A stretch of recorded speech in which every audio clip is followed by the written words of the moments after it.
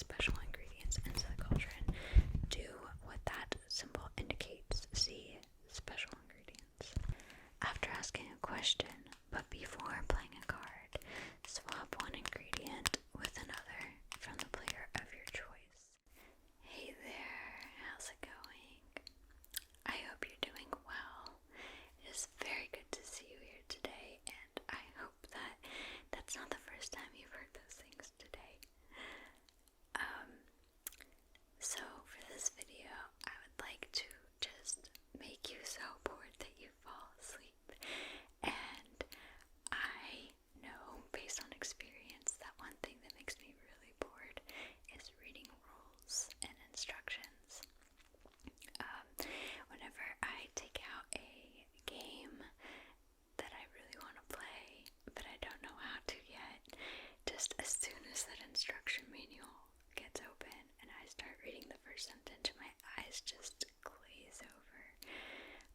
I definitely learned better by playing the game, but unfortunately that means you need to have somebody there who already knows how to play, and that's not always an option.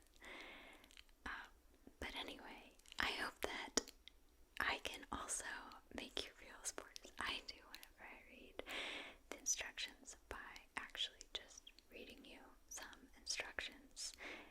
At the very least, I hope it'll just be relaxing. So, go ahead and find a comfy place, and we'll get started with our first game, which is going to be this one, the game of things, humor in a box. The interesting thing about this game is that I honestly don't know where it came from. I don't recall buying it. I don't even know when it appeared in my house. It just happened to be on my shelf one day, and I was like, okay, maybe I just forgot that I bought it, but I think it's nice because it's got this really fancy box that's wooden.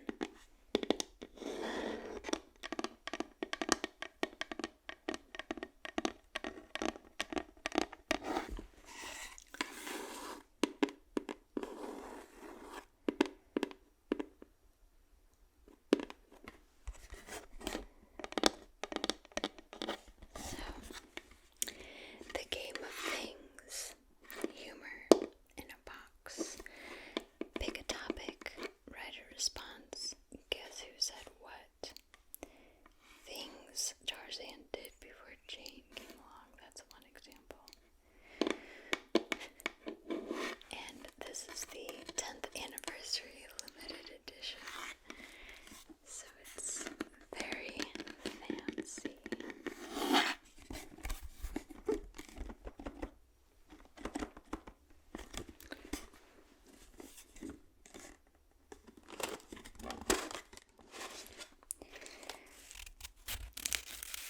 So I have clearly played this game before because it has these little papers. I think I used some sort of special craft scissors to cut these at some point. Yes, this is messy. I have created a mess.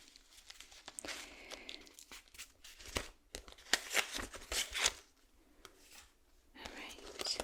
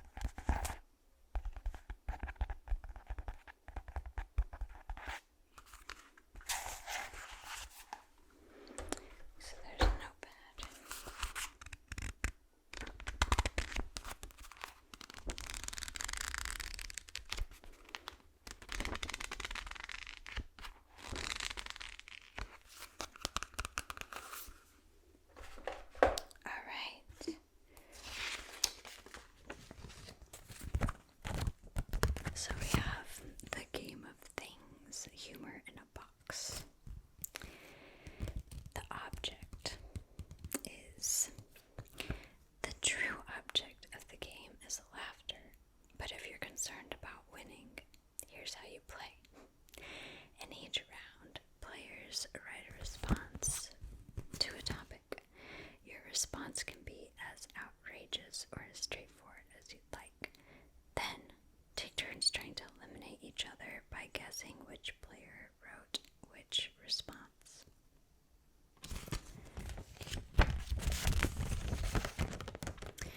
And it seems here that we have 288 topic cards, 8 pencils, a response pad, which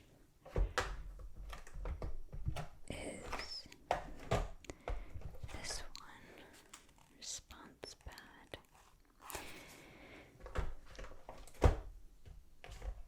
And then we also have the score pad, which is this one. So set up your game like this. Someone keeps score. This player takes the score pad. Every player gets a pencil and one sheet from the response pad. Place the cards face down within reach of all the players. So, what you do. Number 1. This is step 1. Pick a player to be the reader for the first round. This player picks a card and reads it aloud. What the reader does: keeps the game moving, doesn't let people linger too long on their responses, reads all the responses aloud, and rereads the responses for those with short memories. And see endnotes for more info about the reader. 2. Everyone, including the reader, writes a response on one strip of paper from the response sheet. Fold it twice and give it to the reader. Important: there are no correct answers. These are topics, not questions, so write whatever you want. Straightforward things, funny things, outrageous things, or write something that another player might write just to confuse things. I feel like that's my strategy. 3. The reader reads all the responses aloud a couple of times. 4. The player to the left of the reader guesses first. Choose any response, try to match to the player who wrote it. If you're right, the reader gives the response sheet back to its writer, and that player is out of the round. Now you guess again. If you're wrong, you're still in the round, but the chance to guess passes to the player on your left. You remain in the round until someone matches you up with your response. And then 5, the round ends when only one player has not been matched to his or her response. The person to the left of the last reader now becomes the new reader. The game ends when A, every player has been the reader, or B, the number of rounds agreed upon at the beginning have been played. Scoring: 1 point for each correct guess during a round. 2 points to the player who is left at the end of the round, i.e., no one has guessed what that player wrote. And now, for the most important part, winning. The player with the most points at the end of the game is the winner. Endnotes. The reader. When reading responses, the reader should always only read them aloud. Studying the responses quietly while other players are guessing should be avoided out of fairness. Also, some players have brought it to our attention that with smaller groups, the reader may recognize handwriting and therefore be able to easily match players to their response. We originally dealt with this by asking players with distinctive handwriting to print in block letters. We like to keep the reader in play, but if it's noticeably affecting your gameplay, then simply have the reader write a response but not participate in the guessing portion of the game. Children, if you can read and write, you can play the game of things, but parents can take a look through the cards and remove any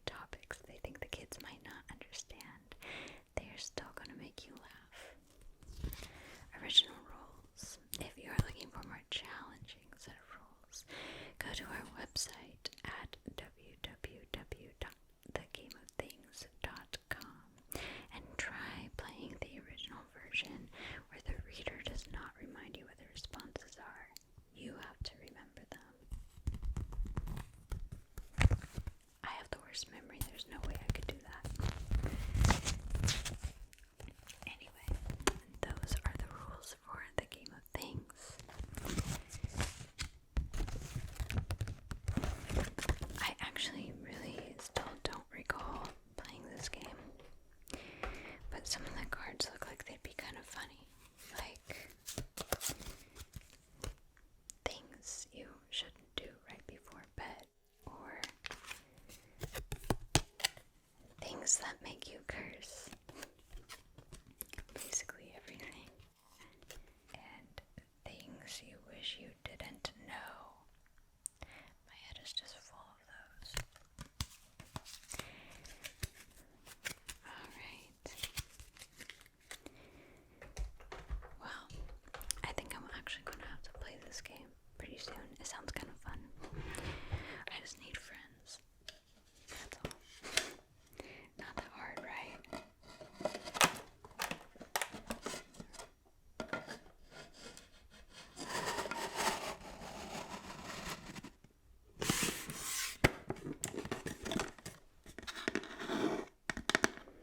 So,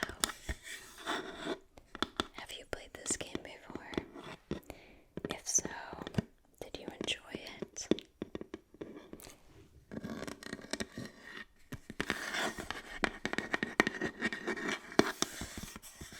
I kind of want to play it now for sure.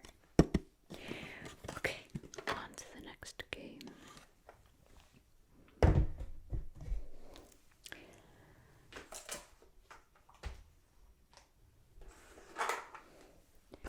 So the next game is Rollout. This one is very fun for just a quick little game. I also like that it's in a small container, so you could maybe bring it to, like, I don't know, wherever you would go hang out.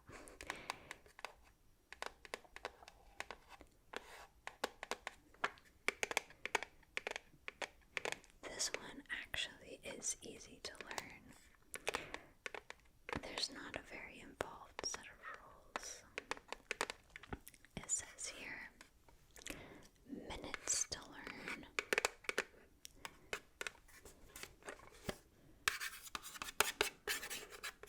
Rollouts.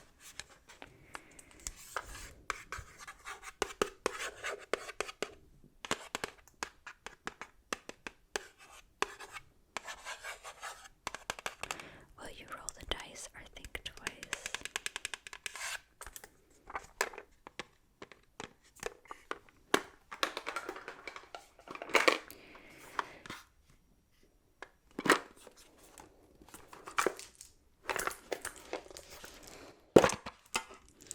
See if I can actually open it though. So,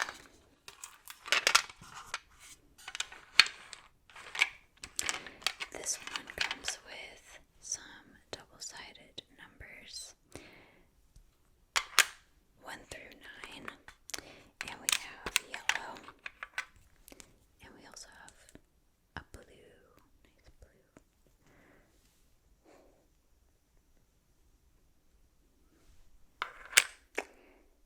And then we have a pair of dice.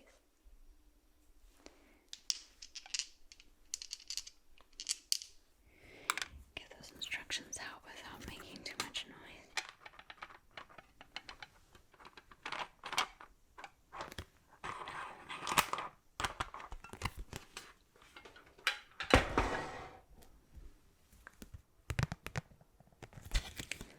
Alright. There's no back to that. That's the way I like it. So, the instructions for rollout. We have the contents, 18 wooden checkers and 2 dice.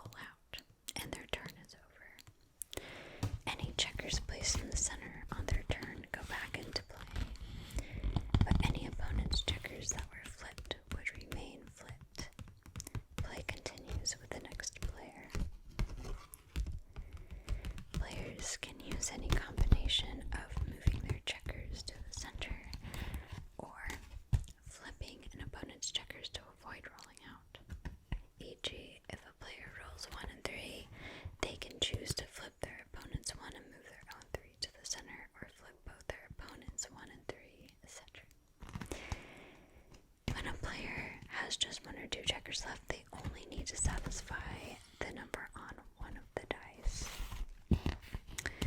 So now we're going to learn about flipping. When you flip over your opponent's checkers to the white side.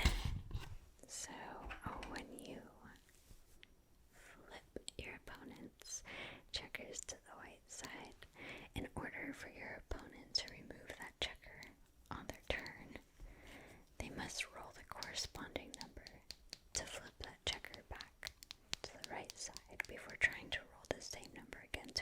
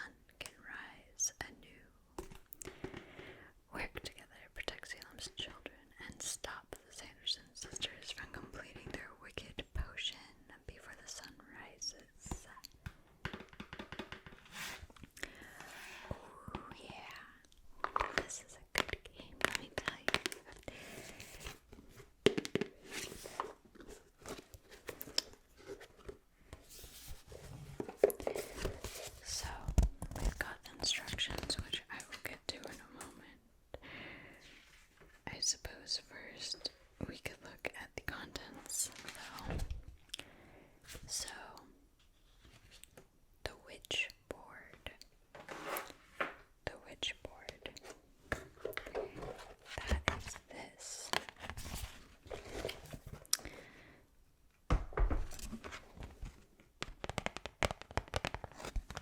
We have Sarah, who is stunned if all the ingredients are the same color. Winifred, who is stunned if all ingredients match and all 5 colors are visible. And Mary, who is stunned if all the ingredients match. And so as you can see here, we have the moon and then the sunrise. So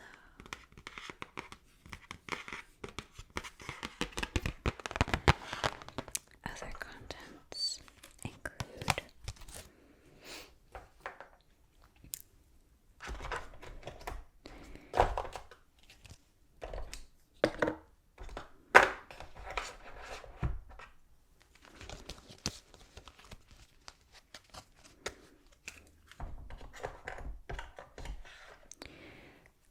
the sun token and the stun token.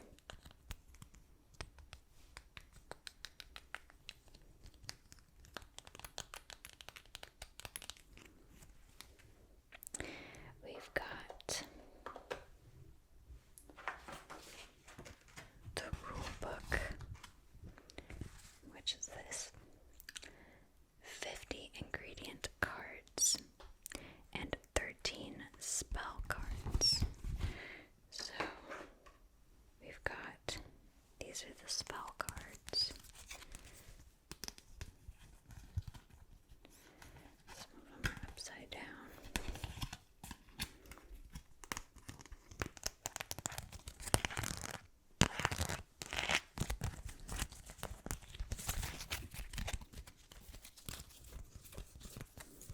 Calming circle, come little children, run amok, green lightning, those are some of the spell names.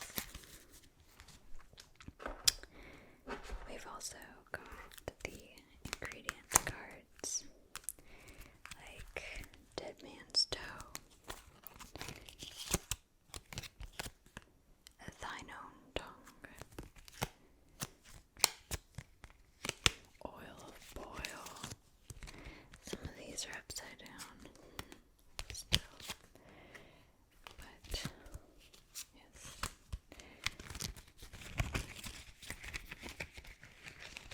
I'm really bad at shuffling.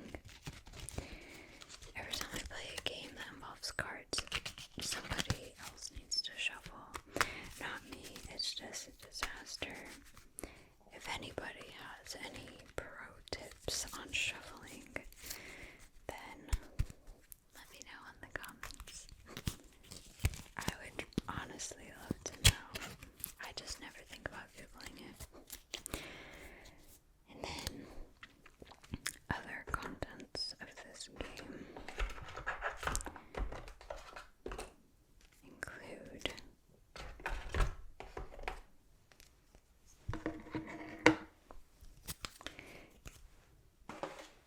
4 trick tokens, and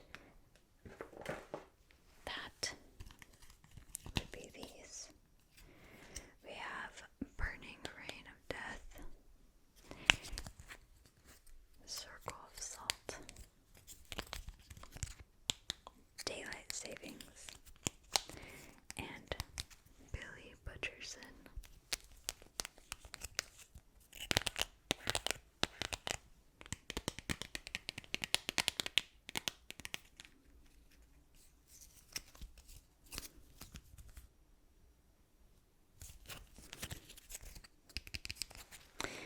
Then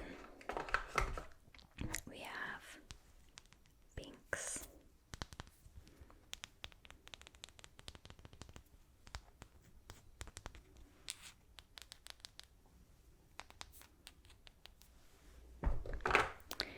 And last,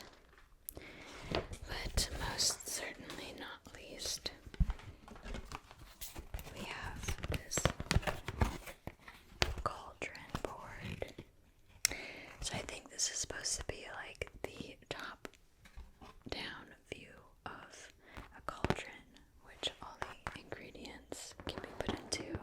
And here's the boiling green potion and the cauldron handles.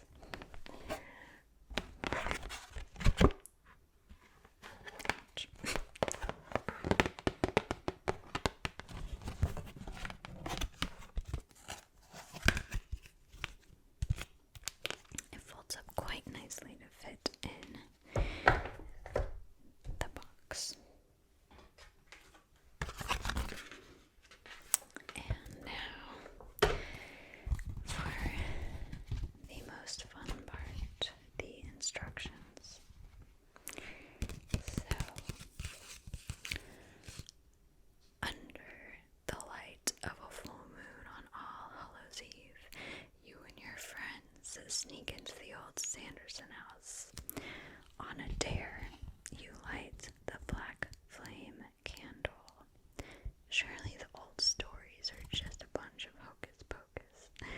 Before you know it, the Sanderson sisters have come back from the dead, ready to brew their terrible potion and suck the lives from the children of Salem. It's up to you to ruin the witch's potion and put an end to their terrible deeds forever. Until the sequel. Object. Work together to play ingredients into the cauldron to ruin the Sanderson sisters' potion. If all 5 ingredients are the same color or type, you stun a witch and the sun gets closer to rising. If you stun a witch 3 times, the sun rises and the players win. The witches are defeated, but if the ingredient deck runs out before the sun rises, the players lose. So, we already went over the contents, which have the sun token, stun token, rulebook, cauldron board, Binks mover, 4 trick tokens, 13 spell cards, 50 ingredient cards, and the witch board. Alright, so setup. Place the cauldron board in the center of the play area and place the 4 trick tokens and Binks mover nearby. Place the witch board to one side in view of all players. Place the sun token on the lowest space of the sunrise track. Set the stun token next to the witch board. And they have a nice little diagram of how to set it up, in case you wanted to see and know how to set it up. Here we go. Okay. Setup. 1. Place the cauldron board in the center of the play area. Place the 4 trick tokens and Binks mover nearby. 2. Place the witch board to one side in view of all players. Place the sun token on the lowest space of the sunrise track. Set the stun token next to the witch board. 3. Shuffle the spell cards and place them face down next to the witch board. 4. Shuffle the ingredient cards and deal a hand to each player. 2 or 3 players get 4 ingredients. 4, 5, or 6 players get 3 ingredients. You may look at your hand, but you must keep it secret from the other players. 5. Place the remaining ingredients face down next to the cauldron. And then 6. The player who most recently lit a candle goes first. When in doubt, the oldest player goes first. I am almost always the player who most recently lit a candle. I just have to say I love candles, so what can I say? How to play.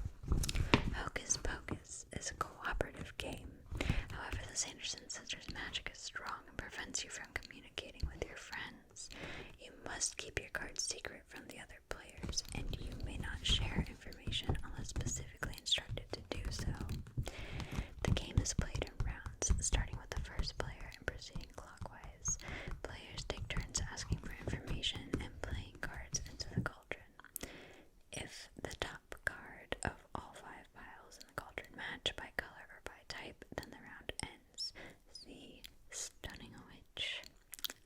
please, play continues. So, on your turn, do the following in this order. 1. Ask one question to determine who has a specific ingredient color or ingredient type without revealing their cards or any additional information each other player answers. Example: Danny asks, who has oil of boil? Max answers, I do, but cannot say anything else even though he has 3 oil of boil ingredients in his hand. The other players say they don't have oil of boil. 2. Play one ingredient from your hand onto one of the 5 piles in the cauldron.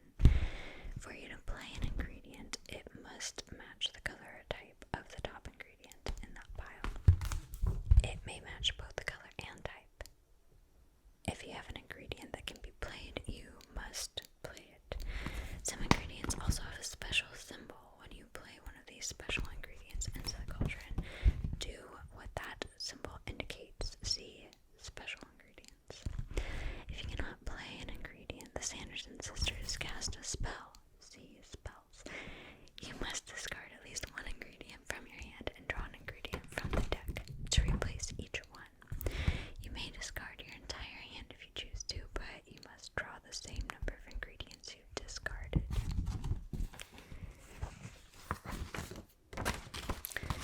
3. Draw one ingredient from the top of the ingredient deck in the center of the cauldron. This is done after any spells are resolved.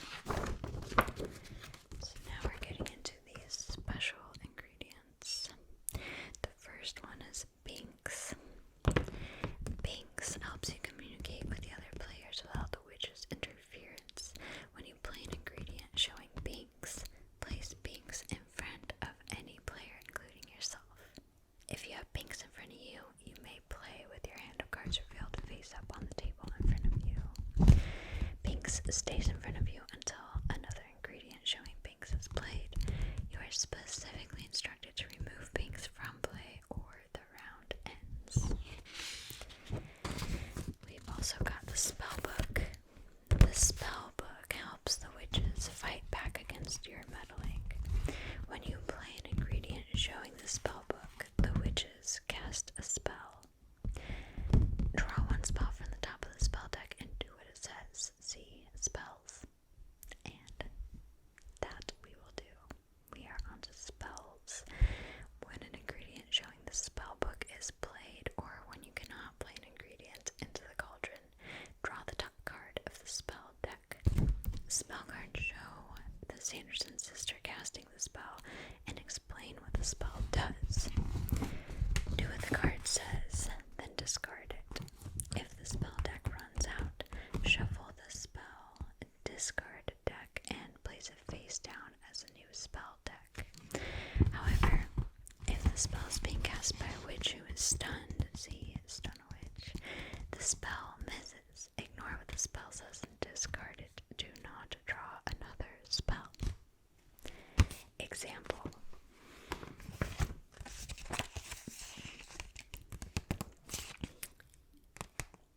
Ernie plays an ingredient showing the spell book. After playing the ingredient, he immediately draws a spell from the top of the spell deck. It's Come Little Children. Luckily, Sarah is stunned, so he ignores the spell and discards it. Ernie draws an ingredient from the ingredient deck, and then it's Jay's turn.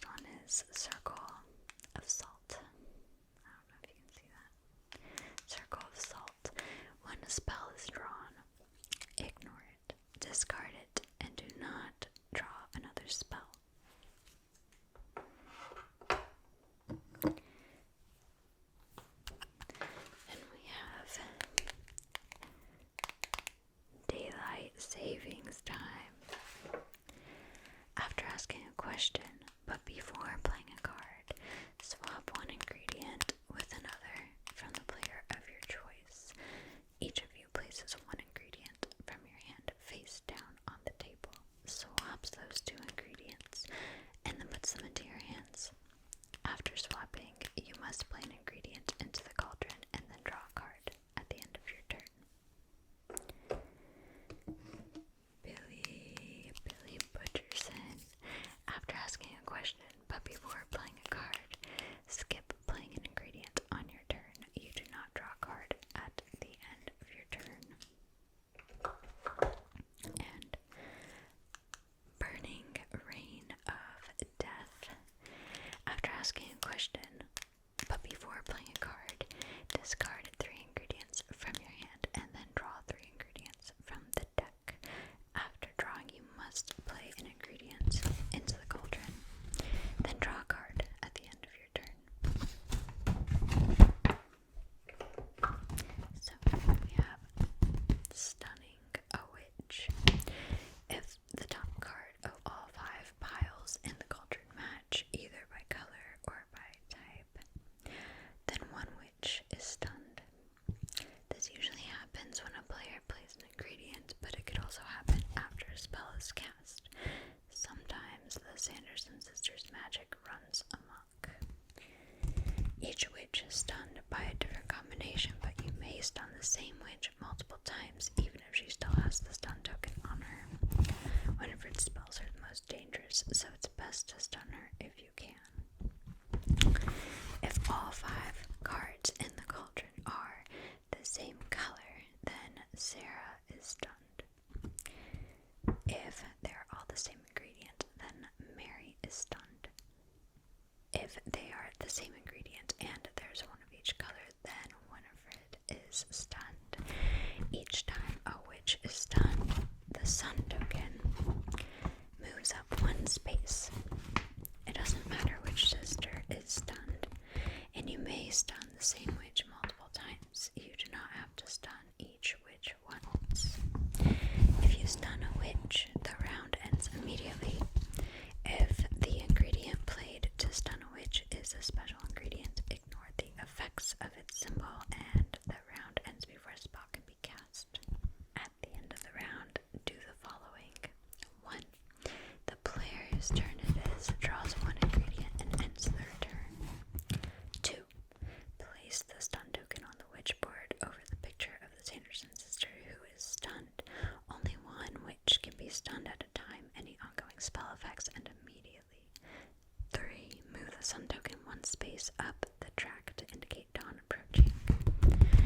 4. Gather all the ingredients in the cauldron together with all the ingredients in the discard pile. And 5. From these ingredients, remove all the special ingredients that show either Binks or the spell book and shuffle them into the ingredient deck. Place it back face down in the center of the cauldron. Set the remaining cards from the cauldron and discard pile without a Binks or spellbook aside. They will not be used for the rest of the game. 6. Remove Binks from play. You will return to play when any player plays a special ingredient showing Binks. And 7. The new round begins with the player to the left of the last player to take their turn. Note, players keep their hand between rounds. Do not discard your hand when the round ends. And finally, ending the game. If you move the sun token to the top space of the sunrise track, the sun rises and the Sanderson sisters are defeated. All